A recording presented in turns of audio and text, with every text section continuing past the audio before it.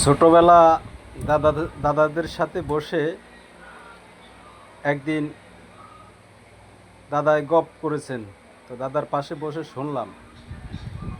তো দাদা বলছে যে, দেখো নাতি, আমার পাশের গ্রামে এক ঘরে রাতের আঁধারে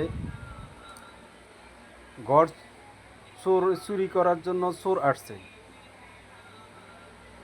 তো চোরা যখন চুরি করতো, ওই সময় ঘরের ফিরা মাটির, কাঁচা মাটির পিঁড়া ছিল। তো পিঁড়াকে তারা খোদাই করে ঘরে প্রবেশ করার জন্য তারা ব্যবস্থা করতেন। ব্যবস্থা করে যখন ফিরা খোঁড়া শেষ হইতো, তখন গৃহস্থে যদি টের পাইতো তো ভালো কথা, আর যদি টের না পা তো আগে ওরা টেস্ট করতো, চোরেরা টেস্ট করতো। সর্বপ্রথম পাতিলা কিংবা হাঁড়ি, রসের হাঁড়ি দিয়া সর্বপ্রথম বাঁশের মাথায় দিয়া ওরা এই সেই গর্তর ভিতরে দিত টেস্ট করার জন্য। তো যদি গৃহস্থ আলাপ পাইতো, গৃহস্থ ওই যে উঠা ধরে শুরুতেই ভাড়ি দিত। তখন চোর